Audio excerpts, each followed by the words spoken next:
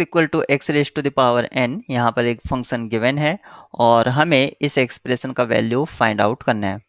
तो इस तरह का एक्सप्रेशन हमें जो मिलता है वो टेलर्स थ्योरम की हेल्प से मिलता है। तो हम इसमें रिलेट करने जा रहे हैं टेलर्स थ्योरम कि क्या टेलर्स थ्योरम की हेल्प से हम इसको फाइंड आउट कर सकते हैं। तो टेलर्स थ्योरम के लिए हमें एक फंक्शन चाहिए होता है। एक्चुअली टेलर्स थ्योरम क्या होता है, टेलर्स थ्योरम में एक फंक्शन f जो कि कॉन्टिन्यूस होना चाहिए ओवर द इंटरवल यानी कि डोमेन, और ये जो है वो n टाइम्स डिफरेंशिएबल होना चाहिए, n टाइम्स डिफरेंशिएबल होना चाहिए, ये भी over the open interval defined on the domain. Then there exist some points. Suppose this function we are talking about over this interval. F is continuous n times differentiable over this interval. Then there exist some points in this interval defined by. तो हमें इसके बीच में कुछ points मिलेंगे और इसके बीच में क्योंकि हमें x से लार्जर पॉइंट चाहिए तो x प्लस थीटा h कर देते हैं। थीटा का वैल्यू हमें 0 और 1 के बीच में रखना होगा, अदरवाइज हमें इस इंटरवल से बाहर चले जाएंगे। तो थीटा को हमने 0 और 1 के बीच में चूज किया।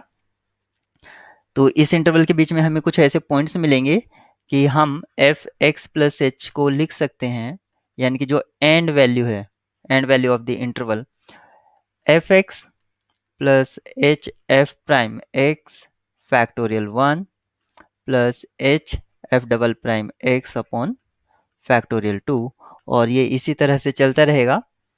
और जो लास्ट टर्म होगा आप कह सकते हैं h raise to the power n minus one f n minus one x upon n minus one factorial plus h f n x upon, sorry not x, it is 1 plus theta h, 1 plus theta h upon n factorial. तो ये last term होता है और sometimes हम इसको reminder term वगैरह भी कह देते हैं।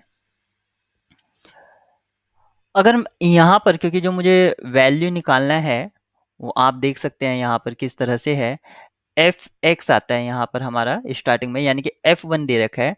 तो हम जो है इंटरवल को चूज कर लेते हैं, जैसे कि यहाँ पर थ्योरम के लिए तो ये है, तो हम उसको अगर चूज कर लें 1 कॉमा 1 प्लस एच, तो तब हमारा कुछ काम हो सकता है। तो हमने इंटरवल को चूज किया, अब जो हम काम कर रहे हैं 1 प्लस एच, इस इंटरवल को चूज किया। तो इस इंटरवल के अकॉर्डिंग हमारा जो फंक्शन है वो क्या रोल प्ले करेगा, f1 plus h equal to f1 plus h f dash 1 upon 1 factorial plus h f double prime 1 upon 2 factorial plus and so on up to, ये वाली लास्ट टू टर्म्स लिख देते हैं हम।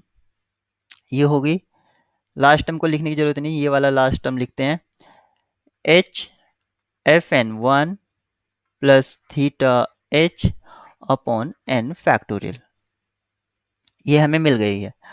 और हमसे जो पूछा गया है आप यहाँ पर देख सकते हैं, जो पूछा गया है वो है f1 plus F prime 1 upon 1 factorial F double prime 1 upon 2 factorial. Last में fn 1 है, यहाँ पर जो हमें मिल रहा है वो fn 1 प्लस थीटा एच मिल रहा है और यहाँ पर 1 है। तो ये अभी हमें कुछ वर्कआउट यहाँ पर करना होगा लास्ट टर्म को लेकर। तो सबसे पहले तो क्योंकि यहाँ पर फंक्शन और उसके डेरिवेटिव्स हैं तो उसको पहले फाइंड आउट कर लेते हैं कि आखिर वो है क्या। तो जैसे कि फंक्शन है हमारे पास F X equal to x raise to the power N, ये फंक्शन है। तो इसका एफ प्राइम एक्स क्या हो जाएगा, वो होगा n x raise to the power n minus one. F double prime क्या हो जाएगा, वो होगा n n minus one x raise to the power n minus two, ये होगा। इसी तरह से अगर हम उसको डिफ्रेंशिएट करते जाएं तो एफ एन क्या होगा हमारा, वो होगा n n minus one and so on up to n minus, कहाँ तक करेंगे हम, क्योंकि एन टाइम कर रहे हैं तो यहाँ पर अगर हमने 2 किया था तो यहाँ पर उससे एक कम, तो अगर एन करें तो एन माइनस वन आ जाएगा, यहाँ पर ऐसा समझ सकते हैं। और एक्स की पावर कितनी होगी, n माइनस एन, यानी कि n माइनस एन ये 1 हो जाएगा, क्योंकि x raise to the power 0 1 हो जाएगा, और ये भी यहाँ पर क्या हो जाएगा, इस ये वैल्यू 1 होगा, यानी कि डायरेक्टली मैं लिख सकता हूँ n minus one and so on up to 1। और ये जो वैल्यू है आप देख सकते हैं ये n फैक्टोरियल का है, यानी कि जो एफ एन एक्स है वो मुझे एक कांस्टेंट फंक्शन मिलता है, कांस्टेंट फंक्शन मिलता है। अगर मुझे एक कांस्टेंट फंक्शन मिलता है तो जो हमें लास्ट टर्म यहाँ पर मिल रहा था, आप यहाँ पर देखिए जिसको मैं रेड मार्क कर रहा हूँ, यहाँ पर ये अब मैं क्या लिख सकता हूँ, f n one plus theta h, f n one plus theta h, ये जो वैल्यू होगा ये किसके इक्वल होगा, एन फैक्टोरियल के होगा, क्योंकि कांस्टेंट फंक्शन है, जो एन nth प्राइम है वो क्या है, कांस्टेंट फंक्शन। लेकिन हमें यहाँ पर वैल्यू क्या चाहिए, एफ एन वन चाहिए, यहाँ पर हमें वैल्यू चाहिए एफ एन वन। तो क्योंकि हमें जो मिला है एफ एन एक्स जो मिला है वो मिला है एन फैक्टोरियल, इसका मतलब एफ एन वन क्या होगा, वो भी एन फैक्टोरियल होगा, और ये जो वैल्यू है ये किसका वैल्यू है, f n one plus theta h, यानी कि हम वन प्लस थीटा एच को किससे रिप्लेस कर सकते हैं, इस चीज से रिप्लेस कर सकते हैं।